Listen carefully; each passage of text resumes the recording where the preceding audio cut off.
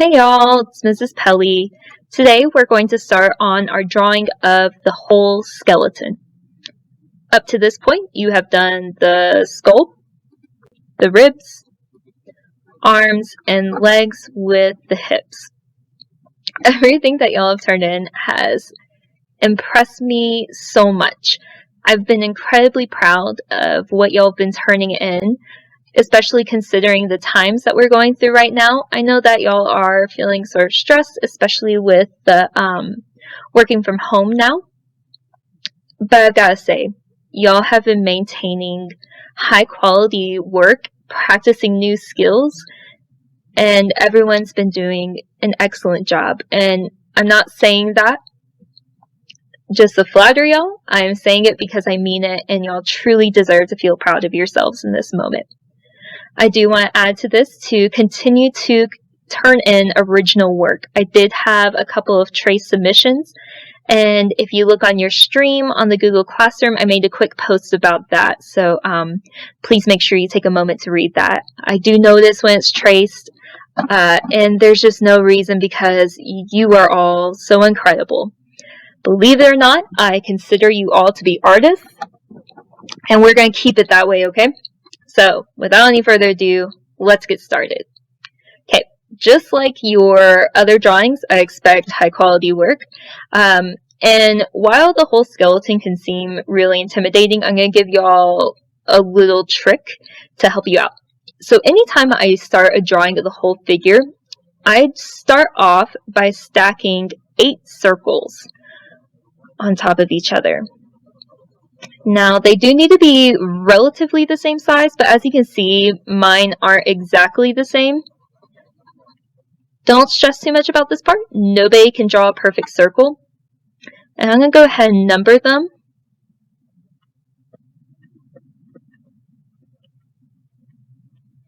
So that we're all on the same page. Okay. Once I have my circles drawn, I'm going to sort of sketch little bars across. And what this is going to do is that it's going to make me a sort of organic grid. In my class, everyone has worked with a grid like this at some point. But as we advance, we kind of work away from that. But this is something that a lot of illustrators do to help them with their figure drawing. Okay. Alright, so this is just a quick little guide for me. And what this helps me do is place everything so that I'm not guessing the whole time and everything looks proportionate. Okay, number 1, we'll always start off with the head. Wow, I can't write today. Okay, see, I've been out of school too. I'm getting out of practice. Alright, so the head will be at the top. 2 will be the shoulders and neck. I'm going to go ahead and write that there. So my neck will go here, and my shoulders will go here. And what you'll see me do as I'm moving forward is that I'm sort of starting off with a stick figure. Now this is going to be more advanced than what we use to play hangman. Okay, you'll see that there's a lot more detail and articulation in what we're doing here than right here. Okay, I'm going to go ahead. His name is going to be Jim. Okay, you can make your little Jim on your page if you want to. Alright, number 3 will be where the ribs will be located. Also, I want to say that the ribs were probably the most intimidating drawing from what y'all worked with last week. And I was so impressed. Many of you, I think, did even better than I did. So pat yourselves on the back. That one was intimidating, but y'all nailed it. I was really proud of y'all with that one. Okay, in between 4 and 5, let's look at this real quick. This is going to be the center. If you were drawing a regular figure that wouldn't be a skeleton, this is actually where your belly button would go. I think we've had this conversation in my class before where we talked about how the belly button is the center of the body, and it kind of helps you to sort of orient and balance things from there. Okay, so now I'm going to work with the top part of my arms. Remember, unlike Jim here, we have bones on the top part of our arm and the bottom part. So the center and around number 4 will also be where our elbows go. And that's just to help us separate the top from the bottom part of our arms. Okay. 5 will be where our hips go. For now, I'm just going to do a little circle. Okay. I'm just drawing a line down the center for the spine. Okay, and from our hips, we have our femur. Remember, that is the biggest bone in our body. And right here, I'm just doing the hands. Something that I always do when I'm drawing a figure is I keep in mind that your fingertips will touch halfway down your thigh. So if you happen to be standing, or if you want to stand real quick, just let your arms hang down your sides real quick, and just take note that your fingers touch halfway down your thigh or femur. So that always helps me sort of orient where that goes. Okay, so I've got femur for number 6. 7 will be like your knees or shins. Remember, that's like the tibia and fibia, right? And at the bottom, number 8 will be your feet. Okay, so I'm going to put your kneecaps here, tibia and fibia, and feet. So just like that, we have, I'm going to bring these knees up because that looked a little awkward. So just like that, we have a stick figure that, if you look closely, already sort of breaks up all the different bones that we talked about. We got our skull, we got rib cage, top and bottom part of our arms, hands, hips, femur, the kneecaps, tibia and fibia, and your feet. Okay, so everything is balanced, everything should be proportionate, and we're ready to start adding some details. So let's hop into it. I always have a reference image of whatever I'm drawing, especially if I'm drawing something realistic. So I just have my reference image here. Okay, notice I have it off to the side. I'm not placing anything over it. I'm just getting a close guesstimation. Okay, and this would also help if you just work one bone at a time. And another thing to boost your confidence, you've already done all of this. Everything that we're doing right now has already been done. You're just doing it all together. That's all you're doing. Okay.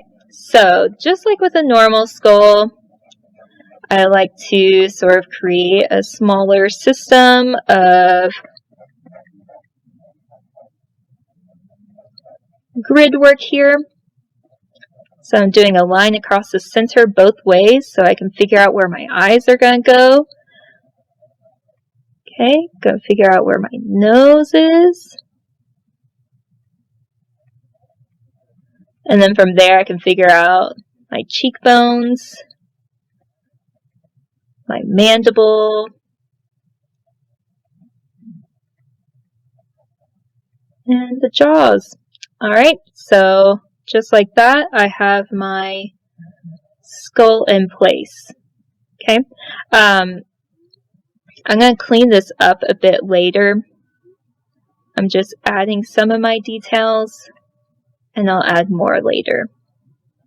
As you saw with your final drafts, that is a great place to add more details. And a rough draft, ooh, buddy, that's not what I wanted. And a rough draft is a great place to sort of sketch everything in, get everything in place. And then once you get to the final draft, you have more details. Okay, so I'm just getting rid of any lines that I don't need right now. That way I don't get confused later on. Alright. Awesome possum. So, again, I can add more details to that. Whoa, buddy. Not what I wanted. Alright. So, let's venture down, and we'll start on our shoulders. So I think I might have made that skull a little bit small, but I'm going to just move forward at this point. I can edit that later, make it a bit bigger. Just going to move forward. Okay, so going to work on my shoulders here. And remember, you have that clavicle that sort of connects your sternum to your shoulders. And your shoulders are going to be kind of like the top part of your arm bone. So if I look back here, see how the arm bone, remember how it's bigger at the top, narrow in the center. Okay, can start working on this. And remember, it looks like a tie. Okay, you're doing well if it looks like a tie at this point. And I already kind of did the general shape of the ribs, but I'm just going back. I'm starting to add more details now. And starting to add some ribs. So that's 1, 2, 3, 4, 5. And remember, these can start to be sort of connected. I'm not going to sit and count all the ribs going on here. 1, 2, 3, 4. I just want to see that you have the general shape right.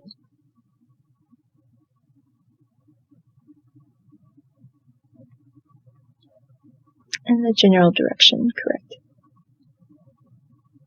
I'm also adding some spinal columns here.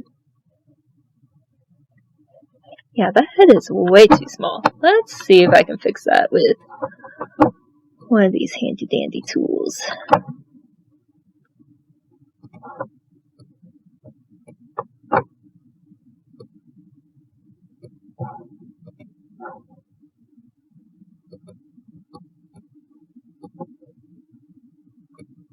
That's just really bothering me. There we go. Yeah, that's about right.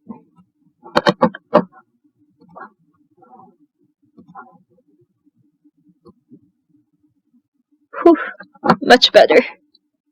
Alright, now I can feel relieved about that. Okay, so now that I have the skull fixed, I can move on to focusing on my ribs.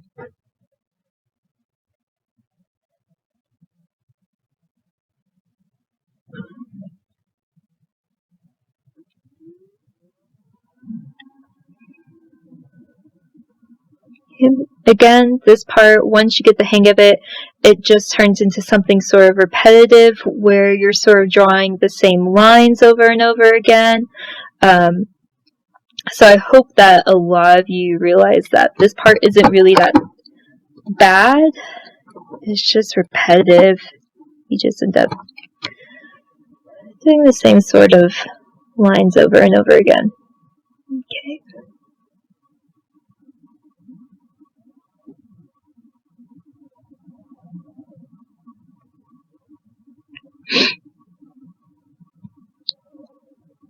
And don't forget this piece of cartilage that the last few grow off of. Just like the bottom 4 or so will be a little bit different. Okay. Then I'm going to add in some vertebrae back here. I'm not going to sit here and count these. I'm not counting mine for sure, but I do want to see them. And I should add those discs in between. And to finish it off, I'm going to do a couple floating ribs. I was really impressed with the level of detail y'all put into your drawings. I noticed a lot of you had those floating ribs and vertebrae and discs involved. Great job with that. Great attention to detail. Alright, So now I'm going to work on my arm bones. Remember, wider at the top and bottom, a little bit more narrow in the center, and this joint right here, remember it acts like a hinge, almost like a hinge on your door. So keep that in mind. If I can find where there we go. So we're getting more narrow.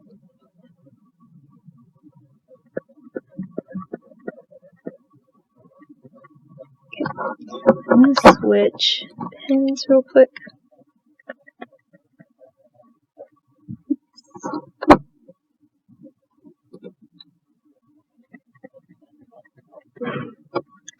Somehow I switched the pen I was using. I'm trying to figure out where I was on that. We'll just stick with this.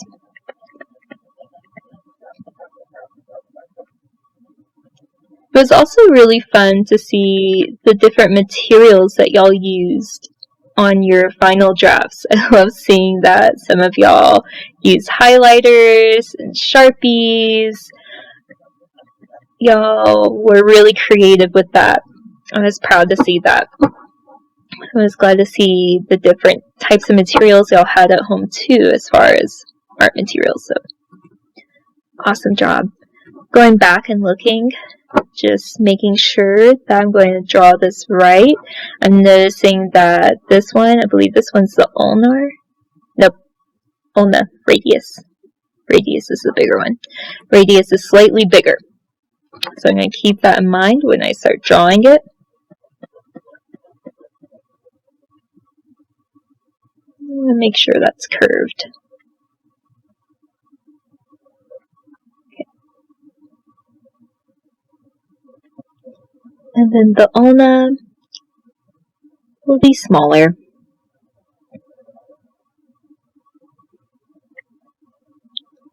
Alright.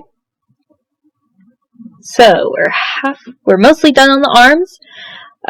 Remember, on your hands you have a system of little bones in here that we're not going to worry a ton about, and then you have 3 layers of metacarpals because of that carpal tunnel.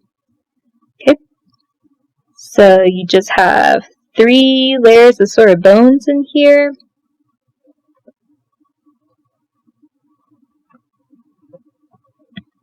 Whoa, that got big. Okay, so again, 1, 2, 3, boop, boop, boop. 1, 2, 3. 1, 2, 3. 1, 2, 3. Oh, I'm running out of room. 1, 2, 3. There's my pinky. And then my thumb. I just have 2 on there. Alright, so let's negotiate these hips. Going back to my picture. And this one, you can see more clearly that tailbone going on here. It curves back, sort of. And again, y'all had a lot of attention to detail. I noticed a lot of you had these little holes going on in here. It tapered as it got thinner in the back. I was really proud of that. So, good job, everyone. Okay, so let's address that here. So, I like to think of it as sort of a butterfly. You have it wider at the top, and you have these little guys. I'm going to get that tailbone in there. Have those little holes. Okay, I just want to make sure I'm getting this right. That's why I'm flipping back and forth a lot.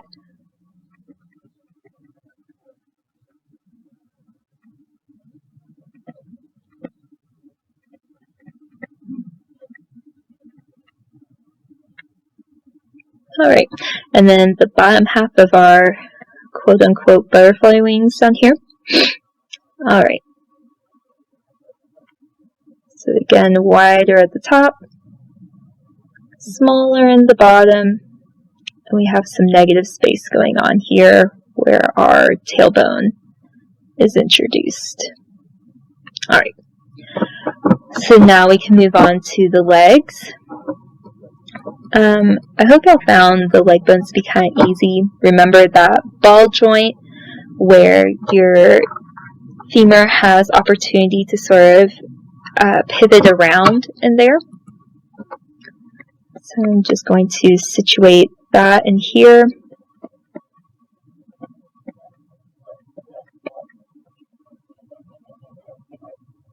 It's getting out of control. And again, just like that top part of your arm bone, it's a bit wider at the top and bottom, and a bit more narrow in the center. Alright, so we got that taken care of. We're almost done, y'all. So now we're going to address the kneecaps and these two guys, your tibia and fibia. Okay. Whoa! Not what I meant to do. Okay. So, get those kneecaps in there. Then, tibia and fibia.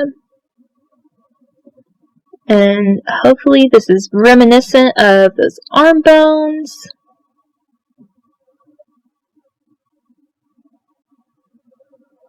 Alright, and so now onto the feet. So just like your hands, you have this whole network of little bones, but I'm just worried about those metatarsals more than anything else. So 1, 2, 3. 1, 2, 3. And I'm not, because of the perspective I decided to draw this on, I can't really see the way it would work out is the perspective you would only really be able to see the first 3. So I'm going to leave it at that and not force all the others in. And that's okay if you do something similar. 1, 2, 3. 1, 2, 3. 1, 2, 3. And I might be able to fit, 3. The 4th in there. So, again, because of the perspective, I'm not going to force anything. Alright. Okay, so there's our skeleton. You can see that our proportions are pretty much correct. I might go back and shift. The legs look a little bit short to me. But generally, this is what I'm looking for, that you're using some form of measurement. You got all the bones that we had previously talked about in there. And then we're going to go ahead and turn in a full final draft of this. I'll put this on the stream along with my final draft version of this as well. Again, I've been so impressed with y'all. I know that this whole situation isn't the easiest thing, but y'all have impressed me so much. I'm so glad to have y'all as students, and keep up the hard work. Alright, bye y'all.